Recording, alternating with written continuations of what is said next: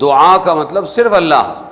بہت سی چیزیں گھس گئی اللہ تبارک و تعالیٰ سے مانگنے کے بیچ میں. لی خمستن اطفی بہا شر الوباء الحاطمہ المصطفیٰ والمرتضی وابناہما وفاطمہ.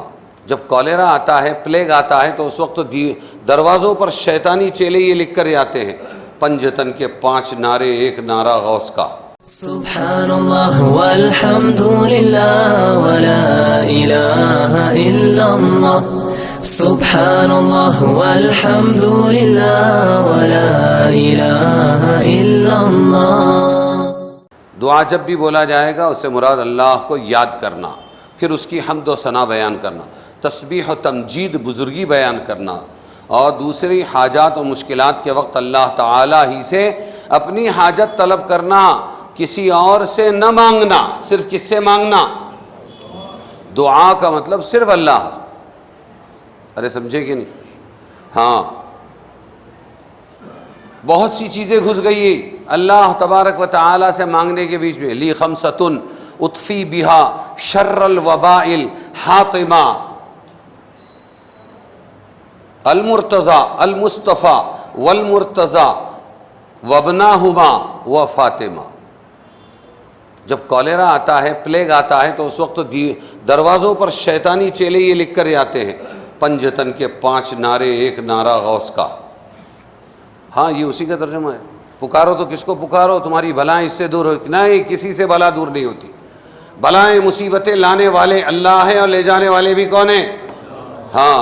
تو لی خمستن اطفی بہا شر الوباء الحاطمہ المصطفیٰ والمرتضی وابناہما وفاطمہ کا مطلب کیا ہے؟ میرے لیے 5 کافی ہے. لی خمستن اطفی بہا، میں ان 5 کے ذریعے شر الوباء الحاطمہ، بہت بری بیماریوں کی آگ کو بجھا دوں گا. کس سے بجھاؤں گا؟ یہ 5 لوگوں سے. کون؟ مصطفیٰ، مرتضی علی، اور وابناہما حسن حسین، والفاطمہ، اور فاطمہ. یہ ہے پنجتن کے 5 نعرے. تو ان سے بھی ایک آگے نکلا اور اس نے کہا پنجتن کے 5 نعرے، ایک نعرہ غوث کا، یا غوث المدد.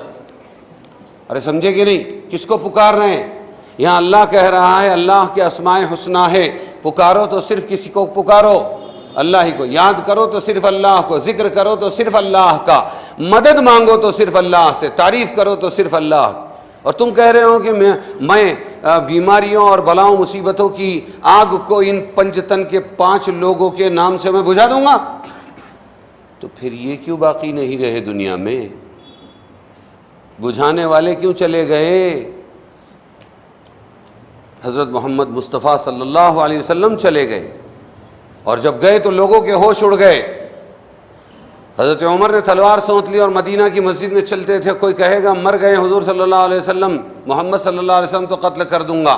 اس وقت ہمیشہ کے خاموش بول پڑے حضرت ابو بکر صدیق رضی اللہ عنہ. حق کے وقت علم پہچانا جاتا ہے، جرأت پہچانی جاتی ہے، ایمان پہچانا جاتا ہے. فرمایا وما محمد الا رسول، 4 پارے کی آیت ہے. محمد کو کوئی نہیں تھے الا رسول، مگر صرف ایک رسول تھے، قاصد تھے، پیغامبر تھے. قد خلت من قبلہ الرسل، اور پہلے نہیں تھے، ان سے پہلے نہ جانے کتنے رسول دنیا سے چلے گئے.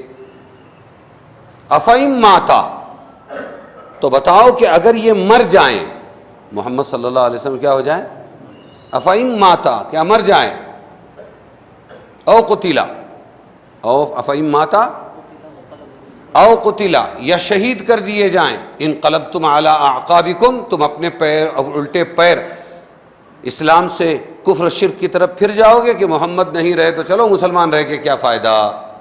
انقلبتم علی اعقابکم، آگے کیا ہے؟ ومن ينقلب علی عقبیہ، اور جو پلٹا اپنے پیروں پر الٹا، اسلام چھوڑ کر پلٹ گیا محمد کی محبت میں. خاص کہہ رہا ہوں، کیوں پلٹ رہا ہو؟ محمد ہی نہیں رہے نا، اپنا محبوب ہی نہیں رہا، وہ پلٹ گئے. اگر کوئی اسلام سے، تو پھر کیا ہوگا؟ وَمَن يَنْقَلِبْ عَلَىٰ عَقِبَيْهِ فَلَن يَضُرَّ اللَّهَ شَيْئًا، تو اللہ کو ہرگز نقصان نہیں پہنچائے گا، وہ اپنا نقصان کرے گا. یہ ایمان ہے، ایمان. ہاں، یہ آیتیں جب پڑھی حضرت ابوبکر صدیق رضی اللہ عنہ نے تو غمگین مجمع میں جیسے ایک نئی توانائی پیدا ہو گئی، اور حضرت عمر فرماتے ہیں ایسا لگ رہا تھا کہ یہ آیتیں پہلے نہیں اتری، ابھی اتر رہی ہے۔ اسی درد کا درما بن کر، اسی درد کا درما بن کر، ان ٹوٹے دلوں کا دلاسا بن کر یہ، اور حقیقت کو بیان کرنے کے لیے ابھی موت ہوئی ہے حضور صلی اللہ علیہ وسلم، اور یہ آیتیں اتر رہی ہے۔ تب سمجھ میں آیا یہاں بھائی سب دنیا سے جانے والے۔ تو میں یہاں سے شروع ہوا تھا کہ اگر 5 میرے لیے کافی ہے تو خود کے لیے کافی کیوں نہیں ہوئے؟ حضور صلی اللہ علیہ وسلم کی وفات کیوں نہیں ٹلی؟ علی رضی اللہ عنہ شہید کیے گئے، تو حضرت علی رضی اللہ عنہ اپنی شہادت کو ٹال کیوں نہیں سکے؟ حضرت حسن کو شہید کیا گیا زہر دے کر، تو وہ اپنے آپ کو کیوں نہیں بچا سکے؟ اور حضرت حسین کو کربلا میں بلا کے شہید کیا گیا بڑی بے دردی کے ساتھ، تو وہ اپنی موت کو کیوں نہیں ٹال سکے؟ حضرت فاطمہ رضی اللہ عنہا بھی دنیا سے چلی گئی۔ اگر یہ 5 کسی کی مصیبتوں میں کام آ سکتے ہیں، اور اگر یہ اللہ کے مقابلے میں کسی کو بچا سکتے ہیں، تو اپنے آپ ہی کو انہوں نے بلاؤں، مصیبتوں اور موت سے کیوں نہیں بچایا؟ معلوم ہوا کوئی کسی کو نہیں بچا سکتا، بچانے والی ذات، مصیبتیں لانے والی اللہ تعالی ہی کی ہے، لاتا بھی وہی ہے، لے جاتا بھی وہی ہے۔ اور جب یہ 5 اتنے بڑے نہیں رہے، یہ کام نہیں آئے، تو ایک نعرہ غوث کا کہ غوث مدد کریں گے۔ وہ کیسے مدد کریں گے؟ غوث یعنی مدد، غوث کا مطلب کیا ہوتا ہے؟ یا غوث المدد، چھٹی کر دی، چھٹی کر دی۔ وقت کے ساتھ بدعتیں بدلتی ہیں، ہاں سنت ایک رہتی ہے حضور صلی اللہ علیہ وسلم کی قیامت، اور بدعتیں کیا ہوتی ہے؟ بدلتی ہے۔ میں نے خود پڑھا ہے اسٹیگر آج سے 15 سال پہلے ایک جگہ، شاید انہوں نے کانفرنس کی تھی، یا اعلیٰ حضرت، یا اعلیٰ حضرت المدد۔ کون ہے اعلیٰ حضرت؟ احمد رضا خان صاحب نا، عالم تھے، انہوں نے ان کو وہاں تک پہنچا دیا۔ اب ان کی چھٹی ہو گئی، اب ان سے کہہ رہے ہیں المدد۔ تو کوئی کسی کو نہیں بچاتا، اور کسی کو پکارنا نہیں چاہیے۔ پکارنا صرف اللہ تبارک و تعالی کو ہے۔ اللہ کہہ رہے ہیں کہ فدعوہ بہا، اسماء حسنہ کے ذریعے صرف اللہ کو پکار، رسول کو بھی نہیں پکارنا ہے۔ بات سمجھے کہ نہیں سمجھے؟ ہاں، سب مخلوق، خالق صرف اکیلا اللہ تبارک و تعالی ہے۔ پکار بھی وہی سنتا ہے، اور مدد بھی وہی کرتا ہے، مصائب آفات سے نجات بھی وہی دیتا ہے، مشکلات کی آسانی کی درخواست بھی اسی سے کرنا ہے۔ مشکل کشا، حضرت علی کو لوگ کہتے ہیں مشکل کشا۔ کیا کہتے ہیں؟ ہاں، مشکل، اور کشا کا مطلب کشادن کھولنا، مشکلوں کو کھولنے والے۔ جیسے ہمارے علاقے میں مراٹھی میں لکھا ہوا ہوتا ہے نا، ایک ننگا سا بیٹھا رہتا ہے اور لکھا ہوتا ہے بھیو نکوس می تجھے پاٹیشی आहे، पण पाठी कशाला, तू सामने समोर कशाला नाही, हाँ चढ़ जा सूली पर, वो फलाना भला करेगा, डुबकी तुम लगाओ दरिया में, कपड़े हम संभालेंगे पीछे। ये कौन सा तरीका हुआ? समोर समोर यायला पाहिजे ना। हाँ, तो पाठीशी आहे, पीछे हैं, पण तू पाठीशी आहे काय करणार आहे, तुझ्यामध्ये काय ताकद आहे, मेला कशाला तू, आणि पाठीशी गेला कशाला। جی تو کوئی کسی کے کام نہیں آتا، کام آنے والی ذات تنے تنہا اللہ تبارک و تعالی کی ہے۔ کس کی ذات ہے؟ ہاں، نبی کی ذات بھی کام نہیں آئے گی، کام صرف اللہ کی ذات آئے گی۔ نبی کی تعظیم اس لیے ہے کہ اللہ نے حکم دیا ہے کہ تعظیم کرو، ہے نا۔ ہاں، قل اطیعوا اللہ و اطیعوا الرسول۔ ہاں مولانا ولی صاحب جی، بات سمجھے؟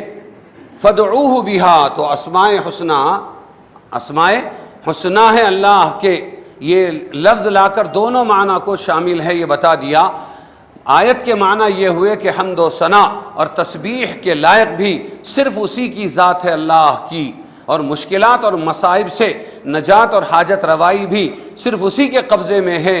اس لیے حمد و ثنا کرو تو اسی کی کرو، اور حاجت روائی، مشکل کشائی کے لیے پکارو تو صرف کس کو پکارو؟ اللہ کو پکارو۔